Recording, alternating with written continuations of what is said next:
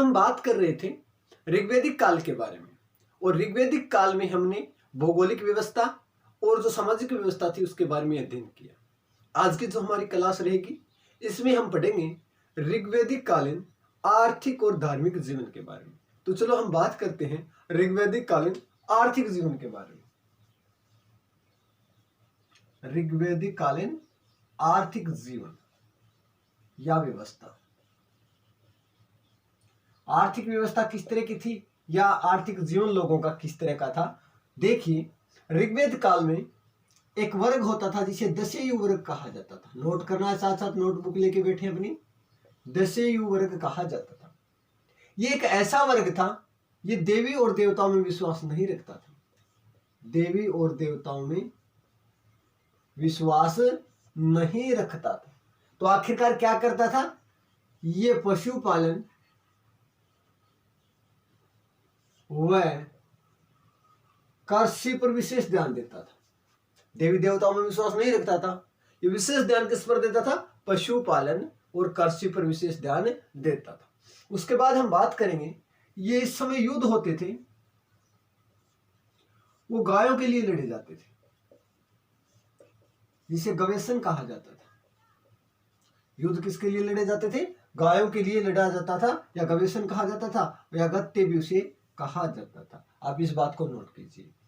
उसके बाद हम बात करेंगे, इस काल में ऋग्वैदिक काल की बात कर रहे हैं, इस काल में धीरे धीरे दूसरा व्यवसाय, लोगों का दूसरा व्यवसाय कृषि हो गया।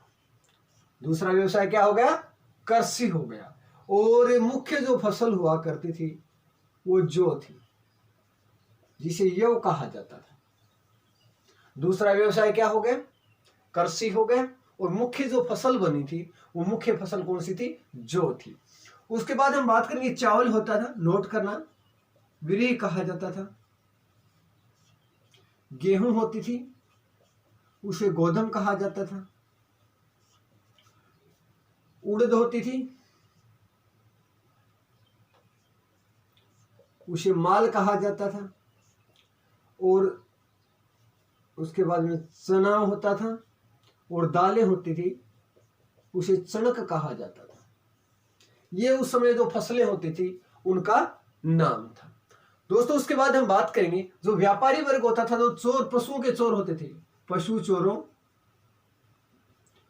वह व्यापारियों को पणी कहा जाता था। ये ऋग्वैदिक काल में चोर होते थे, और जो व्यापारी होते थे उनको क्या कहा जाता था, पणी कहा जाता था। उसके बाद हम बात करेंगे, जो उपजाऊ भूमि होती थी, आप नोट करना साथ साथ, उपजाऊ भूमि होती थी उसे उर्वरा कहा जाता था। उर्वरा, उपजाऊ भूमि को उर्वरा कहा जाता था। और बताया जाता है ऋग्वैदिक काल में कि अश्वनी कुमारों ने, किसमें, अश्वनी कुमार के पुत्रों ने हल जोतना सिखाया। अश्वनी कुमार के पुत्रों ने क्या सिखाया, यहाँ के लोगों को हल जोतना सिखाया। उसके बाद दोस्तों हम बात करेंगे, ये जो ऋग्वैदिक कालीन हम आर्थिक व्यवस्था पढ़ रहे हैं, इसके बाद हम दोस्तों बात करेंगे, इसमें जो कर होता था, जो कर लगाया जाता था, वो 1/6 से, देखिए कर के बारे में पढ़ेंगे, 1/6 से 1/10 होता था। ये किसी प्रकार से राजा का इसके ऊपर अधिकार नहीं था, ये कृषि के ऊपर लगने वाला कर था। ठीक है, 1/6 से 1/10। और जो राजा को उपहार रूप में स्वेच्छा से जो लोग कर देते थे ना, उसे कहा जाता था बलि। नोट करना आप इस बात को, कि राजा को उपहार के रूप में या जनता स्वेच्छा से जो कर वो देती थी राजा को, उसे क्या कहा जाता था, बलि कहा जाता था। विनिमय का जो तरीका था, वो था वस्तु विनिमय। वस्तु विनिमय। और जो साधन था विनिमय का, वो था निषक। निषक क्या होता था, आपको नोट करना है, गले में पहने जाने वाला सोने का सिक्का, सोने का सिक्का, इसे निस्क कहा जाता था। ये साधन था एक प्रकार से वस्तु विनिमय का। और उसके बाद में दूसरा जो विनिमय का जो साधन था वो था गाय। क्या दी जाती थी? गाय दी जाती थी। उसके बाद हम बात करेंगे इस काल में जो ब्याज होता था उसे कुर्सिद कहा जाता था। ब्याज को क्या कहा जाता था? नोट करना, कुर्सिद कहा जाता था। जो पैसा उधार लिया जाता था उसके ऊपर जो ब्याज दिया जाता था उसे कुर्सिद कहा जाता था। और जो प्रवृत्ति होती थी, किस आधार पर कितना पैसे ब्याज लगेगा, उस प्रवृत्ति को कुर्सिद प्रवृत्ति कहा जाता था। कुर्सिद प्रवृत्ति, कुर्सिद प्रवृत्ति कहा जाता था। और जो साहूकार होता था, साहूकार होता था, उसे क्या कहा जाता था? बेकनार कहा जाता था। बेकनार कहा जाता था साहूकार को। ब्याज को मैंने कुर्सिद बताया है, प्रवृत्ति को कुर्सिद प्रवृत्ति, और साहूकार को बेकनार कहा जाता था। इस काल में जो धातु थी वो था तांबा और कांस्य। तांबा और कांस्य, इन दोनों को ऐस्क कहा जाता था। क्या कहा जाता था? ऐस्क कहा जाता था। ये दोबारा देखते हैं। राजा को इच्छा से दिए जाने वाला कर होता था, इसे बलि कहा जाता था, जो 1/6 से 1/10 दिया जाता था। उसके बाद में हमने पढ़ा विनिमय का जो साधन था वो गले में पहने जाने वाला सोने का सिक्का था, और वस्तु विनिमय उसमें होता था। दूसरा जो साधन बताया था मैंने, क्या बताया है? गाय बताया है। उसके बाद हमने पढ़ा था जो ब्याज होता था वो कुर्सिद कहा जाता था इसे, और ब्याज की जो प्रवृत्ति होती थी उसे कुर्सिद प्रवृत्ति कहा जाता था, और साहूकार को क्या कहा जाता था? बेगनार कहा जाता था। उसके बाद तांबा और जो कांस्य है, ये जो धातु है, इनको क्या कहा जाता था? ऐस्क कहा जाता था। ये हमने पढ़ा है ऋग्वैदिक कालीन आर्थिक व्यवस्था के बारे में। अब हम बात ऋग्वैदिक कालीन धार्मिक जीवन।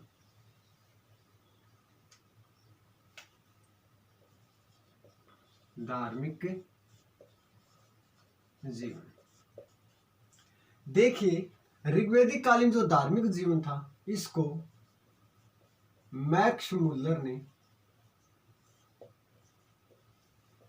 हिप्नोथिज्म कहा। वेरी इंपॉर्टेंट क्वेश्चन है, आपको याद रखना है कि ऋग्वैदिक कालीन जो धार्मिक जीवन था इसको हिप्नोथिज्म किसने कहा? तो आपको याद रखना है मैक्स मुलर ने धार्मिक जीवन को क्या कहा है? हिप्नोथिज्म। और किसके धार्मिक जीवन को? ऋग्वैदिक कालीन धार्मिक जीवन को हिप्नोथिज्म कहा। उसके बाद बताया गया है कि जो आर्य होते थे, आर्यों द्वारा एक ही शक्ति का, एक ही शक्ति को स्वीकारा गया। आर्य जो लोग थे, मैंने आर्यों की उत्पत्ति के बारे में भी आपको बताया था, तो इन्होंने एक ही शक्ति को अपनाया, सिर्फ एक ही शक्ति। इन्होंने किसको माना? इन्होंने घोष को माना। घोष, घोष क्या होता था? आकाश का देवता, आकाश का देवता। सर्वप्रथम देवता के रूप में आर्यों के द्वारा किसको अपनाया गया? घोष को अपनाया गया। और घोष क्या होता था? आकाश का देवता होता था। उसके बाद में दूसरी जो शक्ति थी वो पृथ्वी के रूप में सामने आई। उसके बाद किसको मानना शुरू किया देवता के बारे में? पृथ्वी को मानना शुरू किया। और बताया जाता है कि ऋग्वैदिक काल में कुल देवताओं की संख्या कितनी बताई है? 33 बताई। कुल कितने थे प्रमुख देवता? 33 देवता बताए हैं। तो इसमें हम पढ़ेंगे 3 जो प्रमुख हैं जिनका विभाजन किया गया है उनके बारे में पढ़ेंगे। देखिए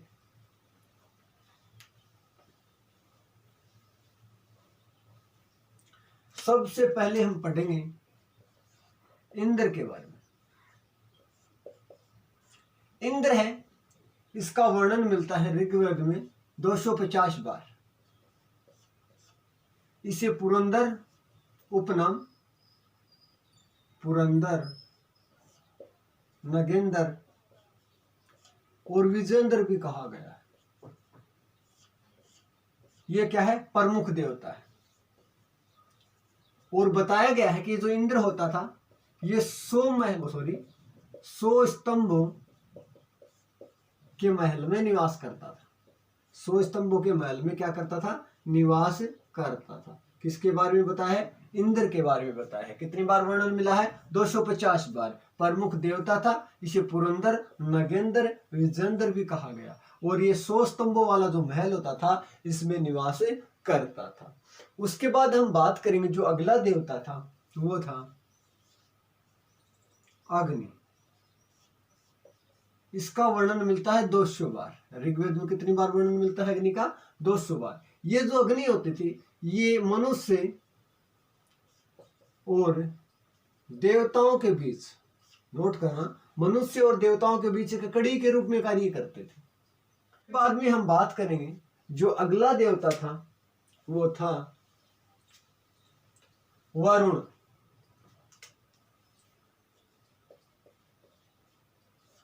अगला देवता कौन है? वरुण। जो वरुण है, इसे ईरानी ग्रंथ जवेद अवस्था में आहार मौजूदा कहा है। ईरानी ग्रंथ जवेद अवस्था में से क्या कहा है? आहार मौजूदा कहा है। ये 3 प्रमुख देवताओं के बारे में हमने पढ़ा, जो ऋग्वैदिक कालीन 3 प्रमुख देवता थे। एक तो पढ़ा हमने सबसे पहले इंद्र के बारे में, दूसरा पढ़ा हमने अग्नि के बारे में, और तीसरा कौन सा है? वरुण के बारे में। दोस्तों हम बात करेंगे जो सामाजिक व्यवस्था थी ऋग्वैदिक कालीन, उसमें जो व्यक्ति होते थे अपने कार्य संपादन हेतु, अर्थात अपना सामाजिक जीवन अच्छे तरीके से व्यतीत करने के लिए देवताओं का स्तुति भी करते थे। देवताओं की स्तुति भी करते थे। तो जो अलग अलग जो देवताएं बताए हैं, उन देवताओं के बारे में पढ़ेंगे कि कौन सा देवता किससे संबंधित था। देखिए, सबसे पहले हम बात करेंगे सोम। सोम था, ये पेय पदार्थ का देवता इसे माना जाता है। सोम को क्या माना जाता है? पेय पदार्थ का देवता। आप नोट करें साथ साथ। उसके बाद में नंबर 2 है घोष। घोष को आकाश का देवता कहा जाता है। आकाश का देवता किसे कहा जाता है? घोष को। उसके बाद में पृथ्वी, पालन करने वाली देवी। जो पृथ्वी होती थी, इसे ऋग्वैदिक काल में पालन करने वाली देवी के रूप में माना जाता है। उसके बाद विष्णु की बात करेंगे, पालन करने वाला देवता। विष्णु कौन है? पालन करने वाला देवता कहा गया इसे ऋग्वैदिक काल में। उसके बाद में हम बात करेंगे आरिणिनी, ये जंगल की देवी। इसे क्या कहा जाता है? जंगल की देवी। आप लोग इसे नोट करें, आरिणिनी क्या कहा जाता है? जंगल की देवी कहा जाता है। उसके बाद में बात करेंगे धिषणा। धिषणा फलों व सब्जियों का देवता। फलों व सब्जियों को देवता कौन था? धिषणा। उसके बाद में रुद्र, पशुओं का देवता। रुद्र को कौन सा देवता कहा जाता है? पशुओं को देवता कहा जाता है। उसके बाद में हम बात करेंगे पुष्ण। पुष्ण पशुओं का देवता। पुष्ण भी किसका देवता है? पशुओं का देवता है। लेकिन इसके साथ एक बात और याद रखेंगे, इसका जो रथ होता था, पुष्ण का जो रथ होता था, इसे बकरी खींचते थे। कौन खींचते थे? बकरी खींचते हैं। रथ होता है वो। उसके बाद में मरुत की बात करेंगे, आंधी और तूफान का देवता होता था ऋग्वैदिक काल में, उसे मरुत कहा जाता था। वर्जन्य, वर्षा का देवता। वर्जन्य किसका देवता था? वर्षा का देवता था। उसके बाद में बृहस्पति, शिक्षा का देवता। बृहस्पति को किसका देवता माना जाता था? शिक्षा का देवता माना जाता था। उसके बाद अश्विनी कुमार है, इसे चिकित्सा का देवता कहा गया। अश्विनी कुमार को कौन सा देवता कहा गया? चिकित्सा का देवता। सरस्वती, नदियों की देवी। सरस्वती कौन? नदियों की देवी। और सवित्र, देवताओं की आंख है। सवित्र है ना, इसे क्या कहा गया? देवताओं की आंख है। और सूर्य, आकाश, प्रकाश का देवता। सूर्य क्या है? प्रकाश का देवता। और एक नंबर 16 है, ये क्या है? वायु। ये दोस्तों सामाजिक जीवन में जो मनुष्य होता था, ये इनकी स्तुति करता था, इनकी वंदना करता था। अब दोस्तों हम बात करेंगे, ऋग्वैदिक काल में एक महत्वपूर्ण युद्ध हुआ था। उस युद्ध के बारे में हम पढ़ेंगे, जिसे दशरथ के युद्ध के नाम से जाना जाता है। देखिए, उस युद्ध के बारे में हम पढ़ेंगे, दशरथ के युद्ध।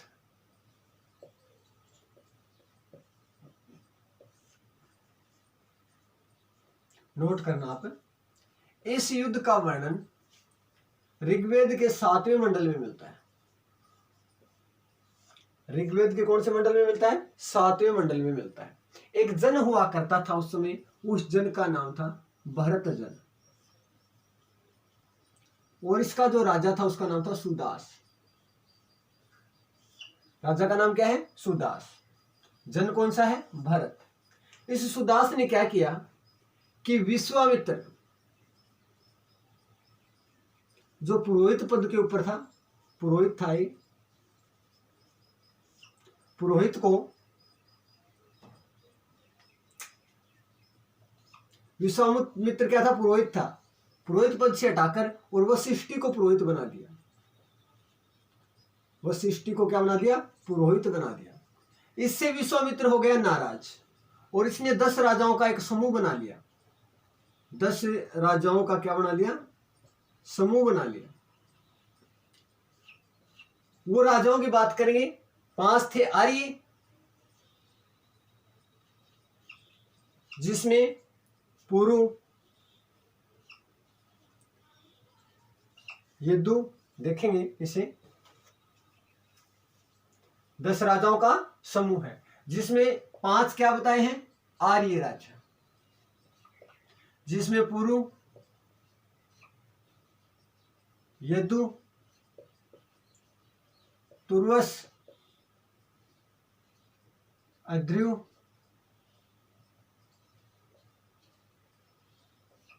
और अनु।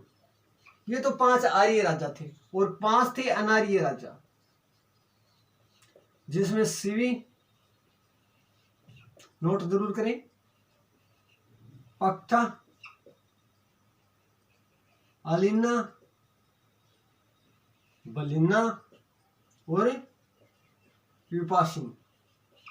ये 10 राजाओं का इस विश्वामित्र ने बना लिया समूह है सुदास को हराने के लिए, कि मैं मेरा जो अपमान किया है पुरोहित पद से हटाकर वशिष्ठी को जो पुरोहित बनाया है, मैं मेरे अपमान का बदला लूंगा। और विश्वामित्र ने 5 आर्य राजा, जिसमें पुरु, यदु, तुर्वस, द्रहद्यु और अन्नु, और 5 अनार्य राजा जिसमें शिवी, पक्त्या, अलिन्ना, बलिन्ना और विपाशिन, इन 10 राजाओं का बनाया समूह है और सुदास से युद्ध कर दिया। ये युद्ध का वर्णन जो मिलता है 7वें मंडल में मिलता है और इसमें किसकी जीत होती है? सुदास इस विश्वामित्र को हरा देता है, या 10 राजाओं का जो समूह था इसको हरा देता है, जिसमें जीत होती है भरत जन के राजा सुदास की। इस क्लास में हमने ऋग्वेदिक काल के बारे में विस्तार से पढ़ा।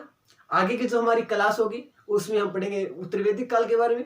अगर आपको क्लास पसंद आई हो तो लाइक और शेयर करना न भूलें। मिलेंगे अगली क्लास में। धन्यवाद।